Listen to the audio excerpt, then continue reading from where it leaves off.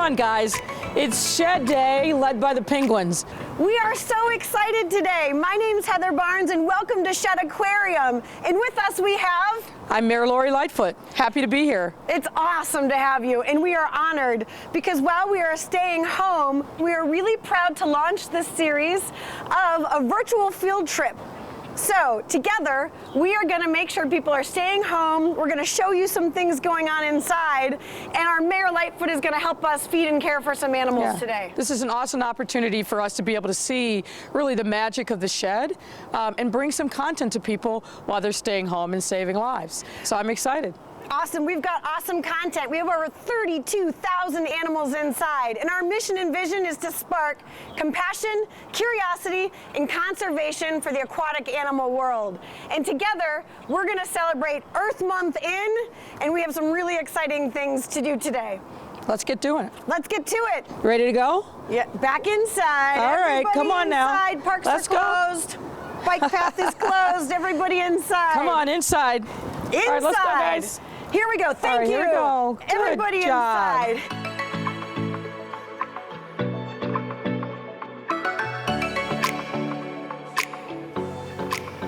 Yes, that was a clownfish. Part of the Dory family.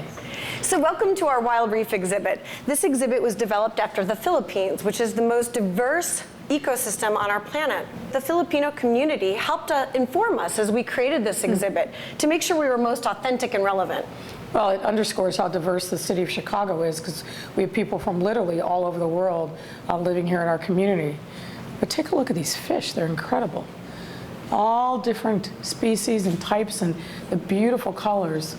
And that coral's alive too. I can see how it's waving and how the fish are weaving through it. This year's Earth Day was all about celebrating 50 years of over 20 million Americans taking action to preserve our blue planet. So we all can work together to make sure and preserve areas like this in the world. Well, what you can tell by looking at this and other exhibits in the museum is, one, how important and interesting these ecosystems are, but also how fragile they are, and why we've got to do everything that we can to make sure that we protect them. You think about the Great Barrier Reef and the reef all over the world that are really being threatened by pollution that gets into the water, that not only threatens the coral, but also the fish and the whole ecosystem that is dependent upon each part of it being healthy. Absolutely, we're all interconnected, and every action we take makes a difference. And so today we're going to focus on actions you can take in Chicago, from your home, and even from your couch. Now, where's Wellington? I don't know. Let's see if we can find him. Let's see if we can find him.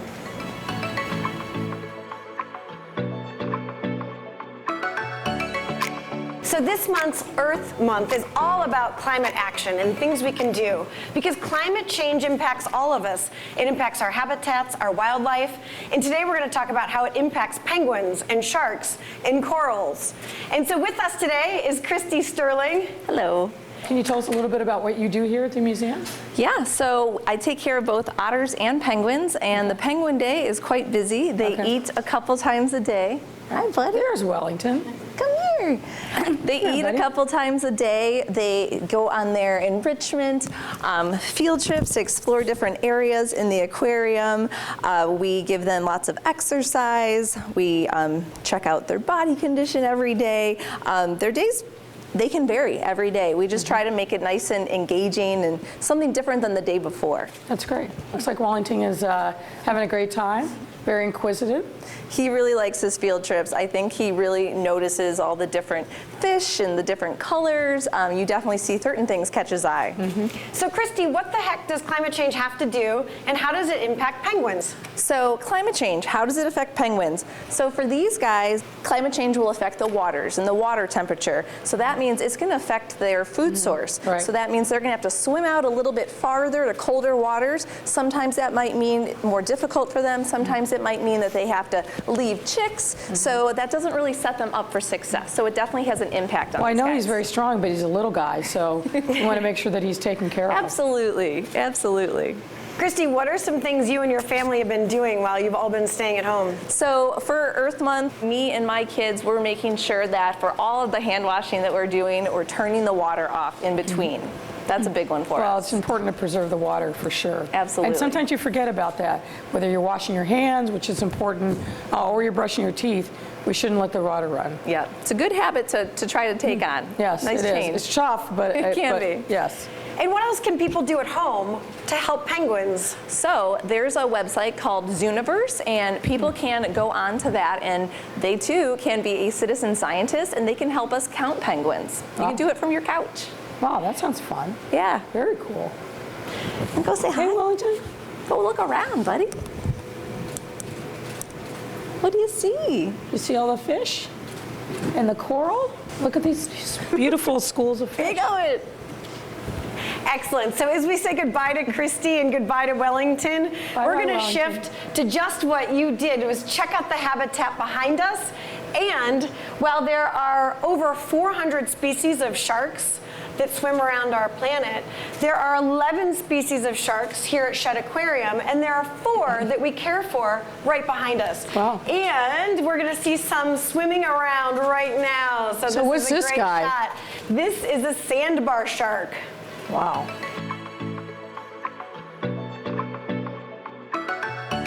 So Mayor Lightfoot, what's your experience with fish, sharks growing up? Well, I knew a lot about fish and sharks from books, but I grew up in an area where there are a lot of farms all around. But I've always been fascinated by these schools of fish like this. And of course, I grew up in an era where the movie Jaws aired, and so I was a little afraid of sharks. But it's fascinating to see all the different kinds of sharks and know that most of them have no interest in humans whatsoever. You're absolutely right, and that's such a nice way to just get rid of that misconception. Sharks are really interested in eating other fish, not humans. So many cool things to learn about sharks and so many really amazing qualities. So we think we've been staying in for a long time at home. Sharks have been living on our planet for over 450 million years. Wow, that's a long incredible. time. And a cool thing about sharks are their teeth. Let's check out these teeth real quick. Because unlike humans, we have 2 sets of teeth. Sharks grow teeth throughout their entire life. And so, And awfully pointy and sharp. I don't think I'd want to encounter that guy. But we're going to go encounter this in just a minute when we go feed some sharks upstairs. Okay. Are you ready? I think so. Now, before we get into all that, there's some really cool research and someone extremely special I'd love to introduce you to. Okay. It's Dr. Stephen Kessel, and he's our Director of Marine Research here at Shedd Aquarium. Oh, there's so many interesting people here who have cool jobs. Yeah. Doctor? So joining us now is Dr. Stephen Kessel. He is our Director of Marine Research at Shedd Aquarium, and he actually researches sharks out in the wild. Wow. Nice to meet you, Doctor. Real pleasure to meet you. So tell me, how'd you get interested in thinking about sharks and making that your life's work? Well, when I was a kid growing up in the UK, I really loved 2 films. The first was Top Gun, and the other one was Jaws. And as you can see, these aren't aeroplanes flying around behind me, these are sharks swimming. So sharks eventually really took my heart, and I was very fortunate in that I was able to follow my dreams and become a shark biologist. Well, that's great. So tell me, for those who are watching, why should people in Chicago care anything about sharks? Well, sharks are one of the most important creatures in our oceans, and maintaining healthy oceans has big implications on things like climate change and our ability to deal with that, and that in turn affects our climates, which we see things like increased rainfall here. Also, a lot of the marine creatures here at Shedd come from the Bahamas, where we study sharks. So here in Chicago, we almost have a responsibility to give back to those marine ecosystems of the Bahamas. And how many different kinds of sharks are there in the world?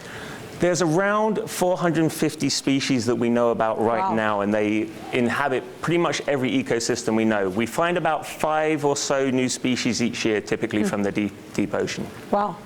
And how many different kinds of sharks are here at the Shedd? We have 11 different species here at the Shedd Aquarium, and there's 4 of those species are found here in the Wild Reef habitat. So I'm fascinated with the shark right there that's got the spots. Can you tell us a little bit about that one? Yeah, this is a zebra shark. They have the spots, so not associated with zebras, but when they're born, they have very distinct black and white stripes on them, hence their name. They're typically found in places like the Indo-Pacific, kind of tropical waters. They've been quite heavily imperiled in those areas from overfishing. So Steve, what does climate change and how can we protect sharks out in the wild? Well, climate change for sharks is most likely to impact them in terms of displacing them. They've been on this earth for hundreds of million years, and one of the reasons they've been able to survive that long is because they're very adaptable. So the most likely scenario is as the oceans warm, the sharks will move away from ecosystems like coral reef ecosystems to find waters that are of a more favorable temperature to them. That could be a big problem, however, for ecosystems like coral reef ecosystems, because sharks have very distinct ecosystem services within coral reefs. As an upper-level predator, they really help to balance the ecosystem. And if the sharks move to find different water temperatures and leave the coral reefs, this can disrupt the whole ecosystem and have negative effects all the way down to the corals that are already being imperiled by the warming oceans. So is that a fancy way of saying sharks like to eat and they thin the ecosystems in the coral reefs? Within a food web, you have different tiers, trophic levels within that food web. And sharks normally sit pretty high up in the tiers of that food web. They eat the bigger fish below them in the lower tier, typically. Those fish, for an example, in a coral reef, they eat the smaller grazing fish that graze the algae and keep the coral reefs clean of algae. If you take away the sharks, you can have an explosion in the population of those bigger fish. They eat all the grazing fish, and the reefs can get covered in algae, which will eventually cause them to die. I see. It's a very oversimplification, but that's essentially what's happening in balancing the ecosystem. So in other words, everything that's in a coral reef has a specific role and job to keep the reef healthy. Absolutely, and the sharks are really important because they're right at the top. The coral is really important because they're the foundation of the reef, and I mean that literally. They build the structure of the reef, and it's that structure that draws all these fantastic marine creatures to them, making them some of the most biodiverse places on the planet. You can kind of think of them as like the rainforests of the ocean. Oh, that's very cool. So Steve, two things. If you were going to give advice to a family heading to a spring break vacation with the ocean and the beach, what might you have them do to help protect the environment around them? Well, one thing is, a good rule for wildlife in general is look but don't touch. So if you're at the beach or on a boat on the ocean and you see marine wildlife, that's fantastic, but they need us to maintain social distancing from them. Not just now, we always need to social distance from wildlife. That way we can observe them in their natural habitat, which is a really incredible experience, but minimize the disruption and stress to them, keeping them happy and healthy. What can people do from home on their couch right now to help preserve ecosystems? Well, climate change is continuing to affect marine and aquatic ecosystems, and scientists, we're getting together to advise or encourage governments across the globe to protect their natural spaces, and we're trying to challenge them with the goal of protecting 30% of their land and water by the year 2030. People at home listening to this right now, they can join us at SHED in supporting the 30 by 30 campaign by signing the Campaign for Nature petition. If they go to campaignfornature.org, they can sign their name and submit their signature electronically. It takes about 30 seconds. It's really easy to do, and it's a way you can really make a difference right from home. Awesome. Thank you so much. And now, all this talk about eating and sharks and habitats, are you ready to head upstairs and actually feed some sharks with us today? Let's do it. All right, let's do it. And please take a moment and check out this Sea Curious video, which is awesome, educational. And parents, you at home can use these tools to teach your kids more. It's called What Animals Eat. We'll be right back upstairs. Welcome to the Aquarium Adventure Club. Today we're asking, what do animals eat?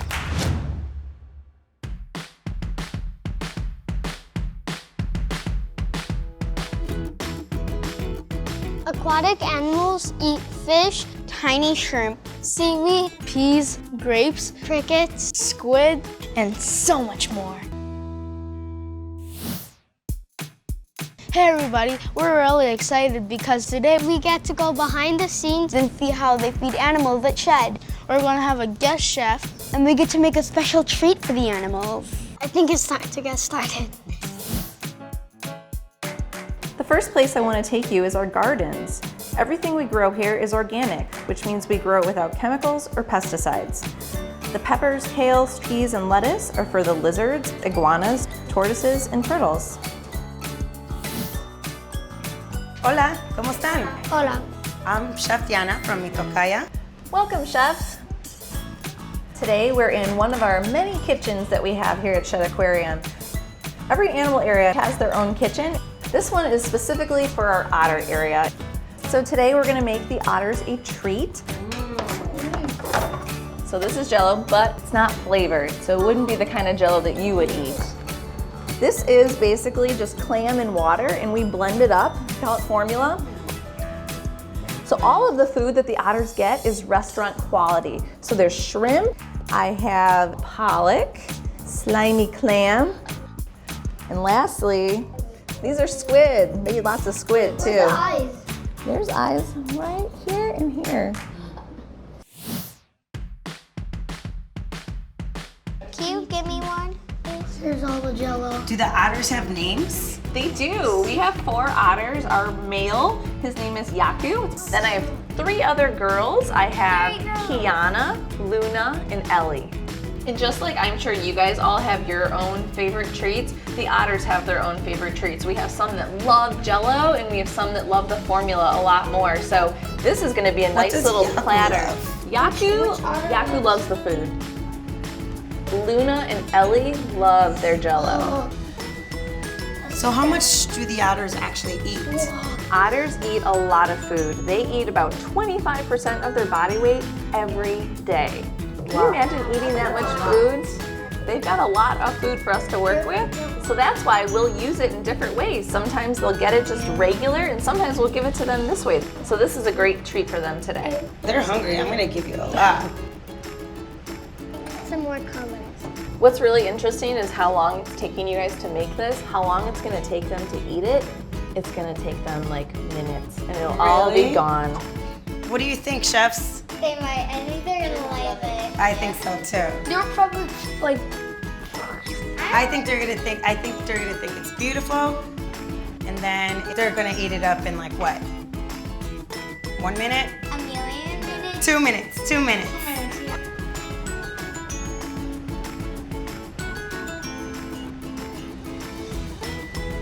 Otters spend a big part of their day swimming, playing, exploring, and grooming their thick fur.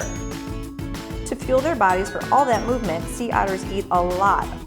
To eat as much as a sea otter, you'd have to eat 300 chicken nuggets every single day. That's all we have room for today. Thanks for spending time with the Aquarium Adventure Club. Stay sea curious.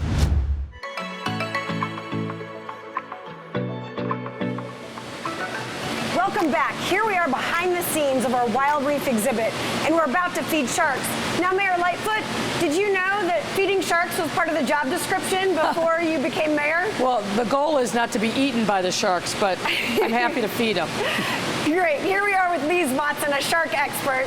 Lise, How are you? Mayor Lightfoot. Good. How are you? Good. Welcome. So what can you tell us about the sharks that are here in this large pool? Well, this is our 400,000 gallon shark exhibit. It's the largest shark habitat that we have here. We have 4 different species: sandbar sharks, zebra sharks, blacktip reef sharks, and wobbegong sharks. We have a very robust breeding program because we are very dedicated to conservation of these species. So you're going to help us feed a zebra shark, and that's one of the ones that is an endangered species that we do a lot of work with in the wild. They're beautiful sharks, and interesting, of course, because they have the dots and not the stripes as they mature.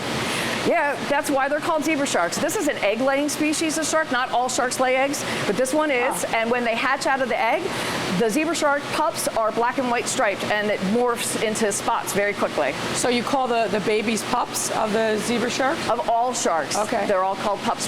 So as I mentioned, zebra sharks are an egg-laying species. The females, they often lay up to 6 eggs at a time. Wow. And the incubation time is dependent on how warm the water is. It takes about 3 months, 3.5 months for those eggs to hatch out. We've had over 100 zebra shark births here at Shedd Aquarium. So, of course, when I think about eggs, I think about chickens, but a little different. So when they're laying the eggs, do they swim down to the bottom of the ocean floor to lay them and then lay them in a place that they can be protected? That's actually a great question. These egg cases, they also have these sticky tendrils attached to them. So what the female does is she goes down to a rocky coral surface and she wraps those tendrils around to help her actually lay the eggs. That's where those eggs will then stay. Mom has nothing to do with the offspring. Once she lays those eggs, she has nothing else to do with them afterwards. That is amazing. So she doesn't have to sit on the eggs, make sure they're protected. Nope. She just lays They her hatch eggs out. and then they do their own thing. They hatch out on their own and they are ready to go. And so when they then hatch, they know exactly what to do in terms of swimming and then being able to feed themselves. Yep. Wow, That's what they do. fascinating.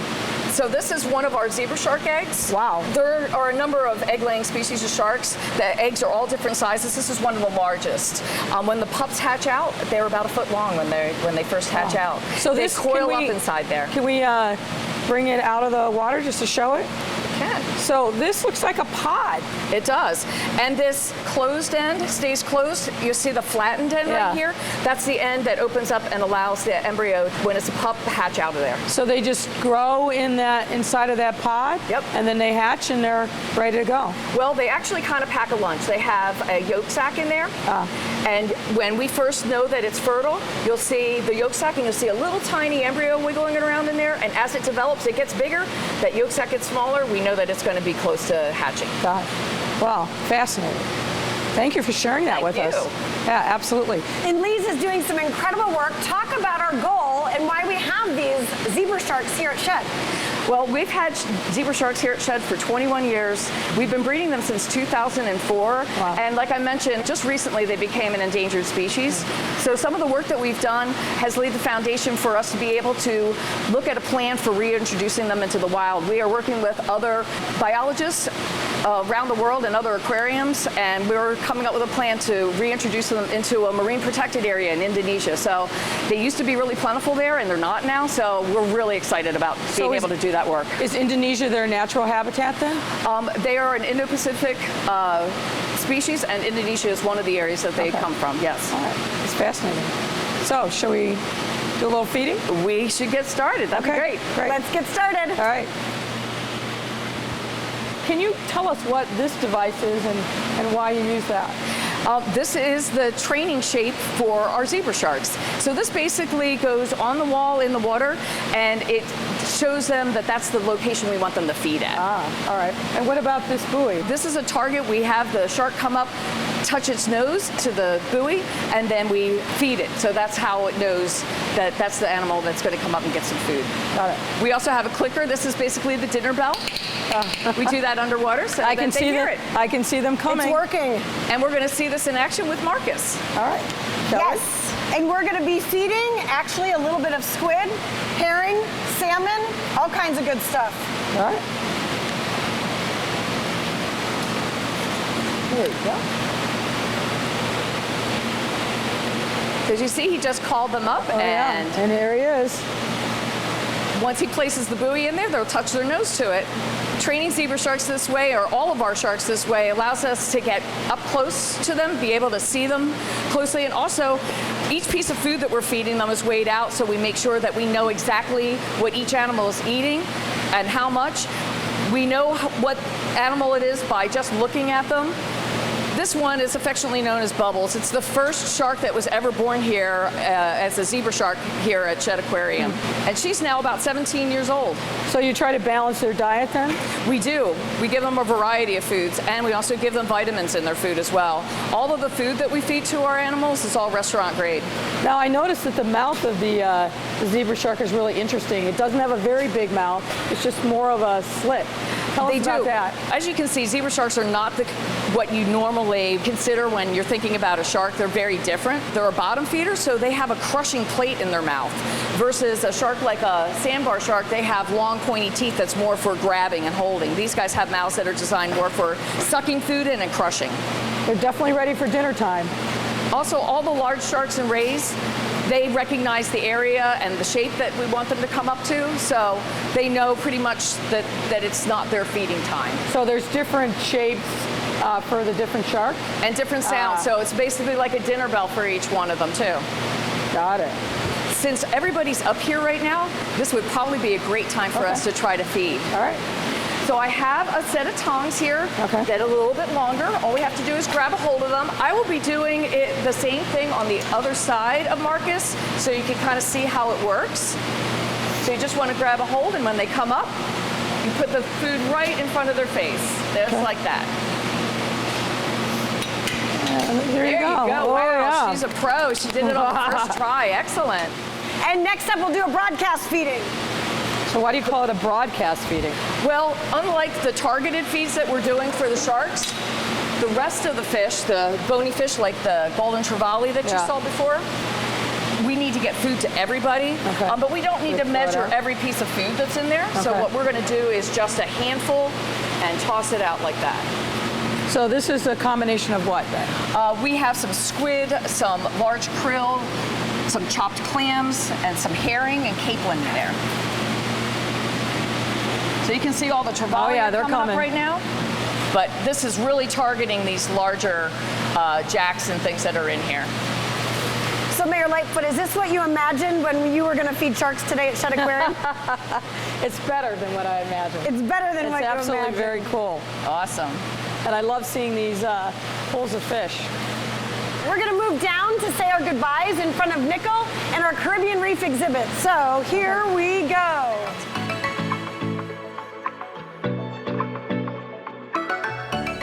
Here we are in front of our Caribbean Reef exhibit. There's 90,000 gallons of water behind us, including almost 1,000 animals and 89 species. And here we are to say thank you so much for tuning in to us. We've got a special treat. Nickel, our green sea turtle, is back there with Brandon, one of our divers, coming around to say hi. And you'll notice Brandon has some lettuce. Brandon's gonna actually be feeding our green sea turtle, Nickel, that very lettuce. There he is. Now, our green sea turtle is an endangered species, and it's been rescued. Nickel was hit by a boat off the coast of Florida, and so as a result, the buoyancy is a bit off balanced when she swims. But this marks almost 17 years of living with us at Shedd Aquarium. Look at that beauty. Now, we grow a lot of our food locally here at Shedd, and some of the food that Nickel eats is organic lettuce grown in our own gardens. Mayor Lightfoot, I heard you do a little bit of gardening and have a bit of a green thumb. Yeah, I do a little bit of gardening. It's getting quite to be that time. I'm going to till up the land, plant my tomatoes, and maybe I'll plant some lettuce. Mayor, what are some things you're doing to be more green at home? Well, first of all, we recycle. Yeah. That's really important, and we try to really think consciously about the kind of plastics or glasses that we're bringing into the household. And we're starting to look at doing a composting operation in our backyard. Nice. I just started composting and I live in a high rise and it's so easy. They just drop a bucket, nothing smells, and I feel like I'm doing my part. Well, we've all got to pitch in to make sure that we're doing everything that we can to keep our environment healthy. And one of the great things about being here at the Shedd is you see how important the oceans and the reefs are and vital to planet Earth. And it's been great to be here today. Absolutely. Now, you can follow us on Instagram, on Twitter, check us out on Facebook, go to our website at sheddaquarium.org and you can get connected with our conservation team that has tons of activities that you can do at home, lots of ways to get connected out in the world so that you too can make a difference from your couch or from your kitchen, and we can all pitch in and help out together. And I hope you've enjoyed this tour through the Shedd. These are unusual times, and we wanted to make sure that we brought the greatness of the Shedd home to you while you're staying home and saving lives. There you go. Stay home and save lives. That's the message. And that makes a difference in making sure that all of us are doing everything that we can to make sure that we keep our community safe, we bend the curve, and then we get on the other side of this pandemic. So thank you so much. Hope you've enjoyed this tour with us today. And on behalf of Shedd Aquarium, we are honored to have Mayor Lightfoot with us to do this first virtual field trip at Shedd Aquarium. Thank you for tuning in. Be sure to post. Any way that you want to do it, on Twitter, on Instagram, or Facebook, make sure that you stay in touch, that you stay informed, and go to our website, chicago.gov/coronavirus. All the information that you need to learn about the virus, but also how you keep yourself safe, and resources are all there. Thank you. Make sure and stay home and save lives. And we've got some really nice animals to say goodbye to us today.